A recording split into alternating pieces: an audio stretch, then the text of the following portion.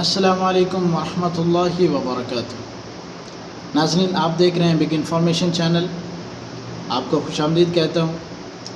آج کی ویڈیو میں ہم بات کریں گے کہ 18 جون ایک والدین اور فادر ڈے کے طور پہ منایا جاتا ہے۔ دنیا اس دن اپنے والدین خصوصاً اپنے والد کو خراج تحسین پیش کرتی ہے، اپنے والدین کا شکریہ ادا کرتی ہے۔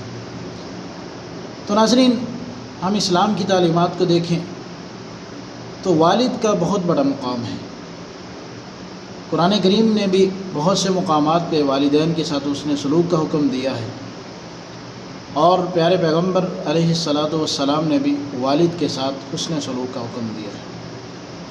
آپ علیہ الصلاۃ والسلام نے ارشاد فرمایا، رضا الرب فی رضا الوالدین، آپ کے والد کی جو رضا ہے، اس کی رضامندی ہے، وہ آپ کے والدین کی رضامندی ہے۔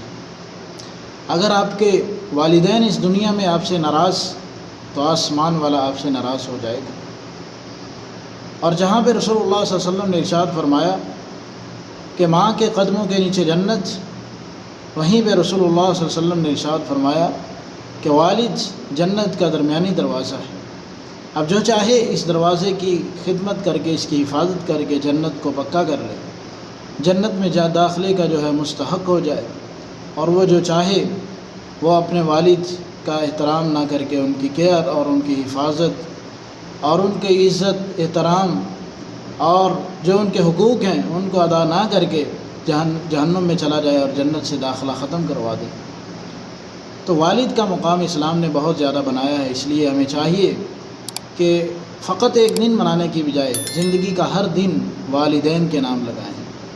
یہ نہیں ہے کہ والدین کو سارا سال ہم بدتمیزی کریں، گالیاں دیں، ان کے حق کا خیال نہ رکھیں، ان کو طرح طرح کی تکالیف دیں اور ایک دن ہم مختص کر لیں۔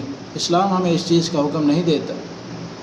یہاں تک یہ بات ٹھیک ہے کہ دنیا نے یہ دن مختص کیے ہیں، ٹھیک ہے، ان لوگوں کے لیے اچھا ہے کہ جو والدین کے احترام نہیں کرتے، چلو کوئی دن تو ہے وہ جس میں والدین کے احترام کرتے ہیں، لیکن اسلام اگر دیکھا جائے تو ہمیں ہر روز، ہر وقت، ہر لمحہ اپنے والدین کی عزت، احترام اور ان کا خیال رکھنے کا حکم دیتا ہے۔ کیوں کہ جب ہم چھوٹے ہوا کرتے تھے تو انہی والدین نے ہمارا خیال رکھا تھا۔ آج یہ بوڑھے ہو گئے ہیں تو اللہ نے ہمیں موقع دیا ہے کہ ہم ان کا خیال رکھ کے اللہ کی جنتوں کے مہمان بن جائیں۔ رب ارحمہما کما ربیانی صغیرا۔ السلام علیکم ورحمۃ اللہ۔